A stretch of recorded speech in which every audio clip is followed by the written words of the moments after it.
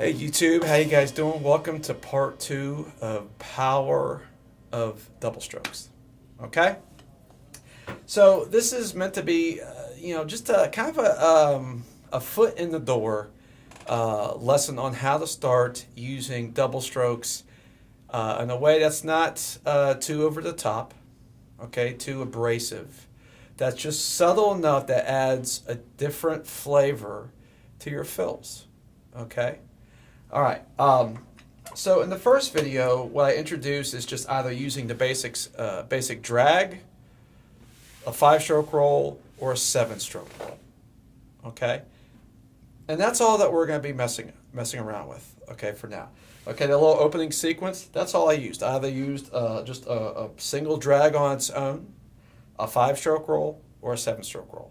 Okay, so the goal with this is that you're always just doing alternating 16th notes. It just happens to be that sometimes some of those notes will be a drag, a 5-stroke roll, or a 7-stroke roll, okay? And what you want is you want the notes that you decide to double to be softer, and then the single notes, you want those to be ultimately emphasized or accented, okay?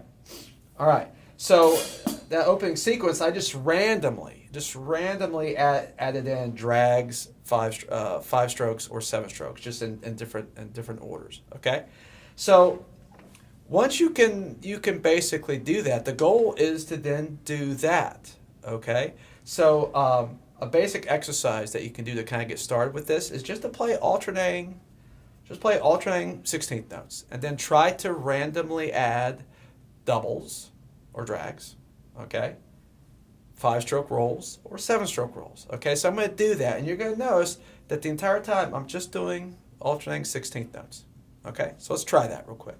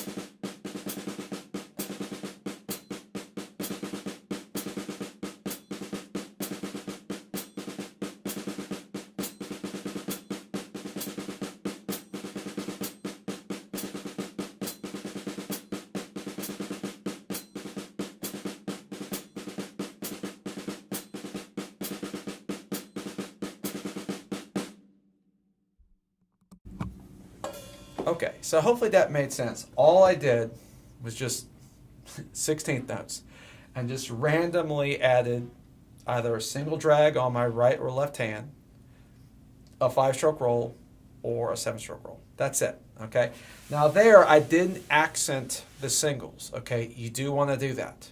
Okay, you do want to do that so you have that nice dynamic separation between the doubles and the accents. All right, so now I'm going to do the same thing, except I'm going to accent those singles. Okay, let's try it.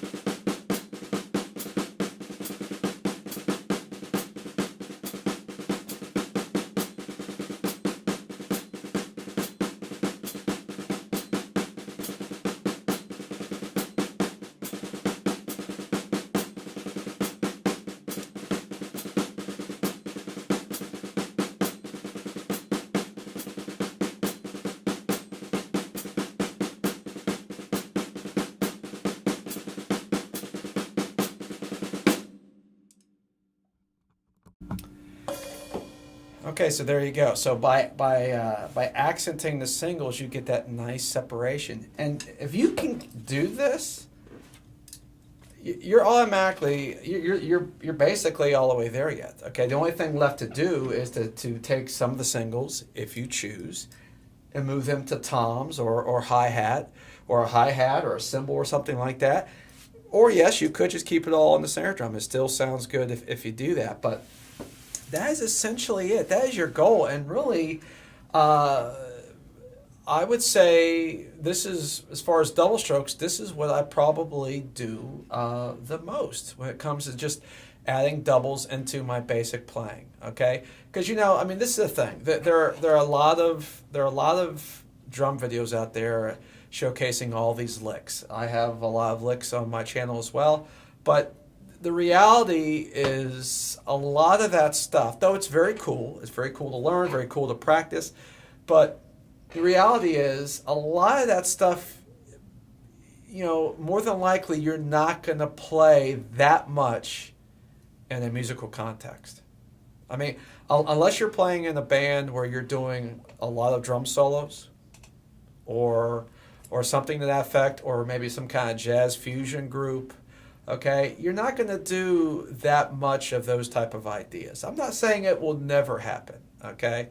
Like for me, for example. Now, I've played in a lot of different bands over the years, but my primary 2 gigs that I'm doing regularly is I play at my church, okay? And that's, as far as money-wise, that's like, along with teaching, that's my mainstay. That's mainly what I'm doing, okay?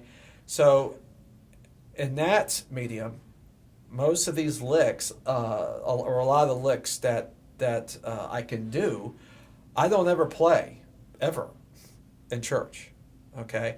Now, what I do is what I'm showing you right here. I play these kind of ideas all the time because it allows me to add these little ideas in, but again, they're not too much, okay? And that's the goal. I mean, you want anything that you play to support the music and be musical, okay? Now, you don't want to just play a lick for the sake of playing a lick, okay? It has to enhance the music. It has to take it somewhere, okay? So your thought process should be, reacting to the musical situation and what it calls for, as opposed to, let me play this lick I've been practicing all week right here, okay? So these kind of ideas, with as far as double strokes go, work really well in almost any context, okay? That's why I like this stuff so much, all right? And I use it all the time, okay? So let me just kind of, sort of add that, okay? I also play a lot of jazz, okay, as well, in jazz fusion, where I do get to play a lot of busier stuff, but still, I don't play busy just for the sake of playing busy. I actually consider myself more of a groove player, and I typically like less as opposed to more, believe it or not. I can do a lot of stuff, and I still like to practice some of it just for fun. But I like to typically play more groove focused, and then add little licks, a little something something here and there, as opposed to being like a just a 50 caliber machine gun, just though,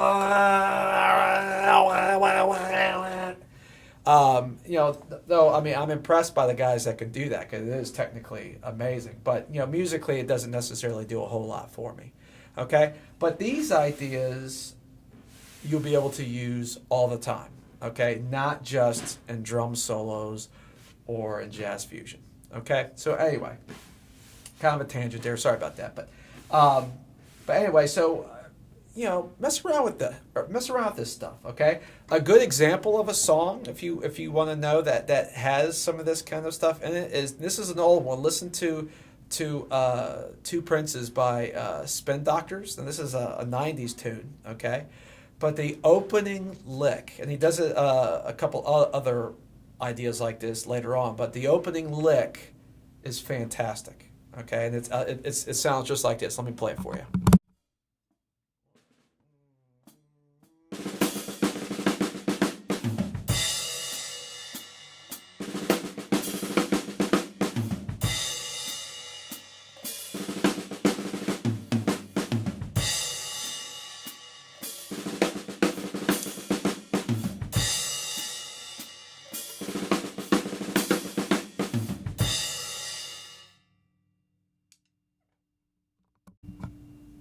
Okay, that's a killer lick, and it's simple.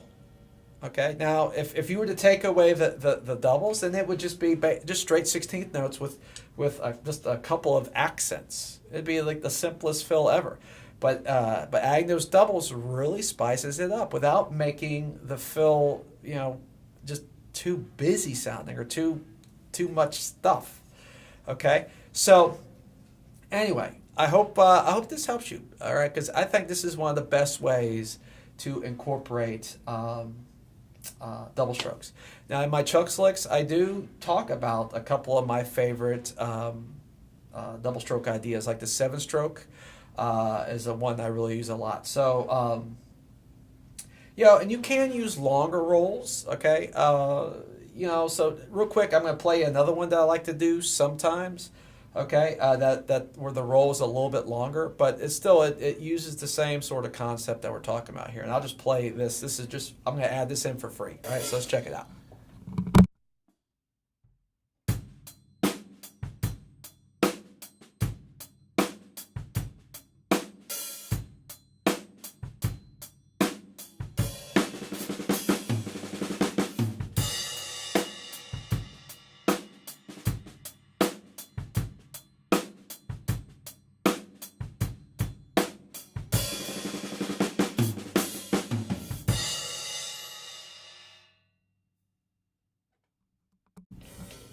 Okay, so those are a couple of examples of sort of extended rolls that I've done. I don't know, I think one might be an 11 or maybe it's a 10 stroke. I'd have to sit there and think about it, but I know I've done a couple of those before. And again, the reason I'm not necessarily sure is because when I'm playing, I'm trying to think musically, and I'm trying to react to the music in a way that's musical and emotionally invested. You know what I'm saying? It just happens that the ideas that come forth are just ideas based upon my style of playing, which is using double strokes, okay? Not because I'm conscientiously planning out, okay, I'm doing a 13-stroke roll here or a 5-stroke roll here, okay? It just so happens that that's, some of the main rudiments that I happen to be using in this case. So anyway, so I hope this helps you, okay? And if you're either hesitant about double strokes or new to double strokes or whatever, I hope these two videos kind of get you going forward. Again, if you're new to this, I would concentrate literally on just the drag, the 5-stroke, and maybe the 7-stroke, like I was saying at the beginning. All right, and I think you'll find just doing that, you can do just, man, all sorts of really nice sounding ideas without it being too busy and overly complex. Okay, so I hope you enjoyed this video, and we'll see you guys next time. Okay, take care.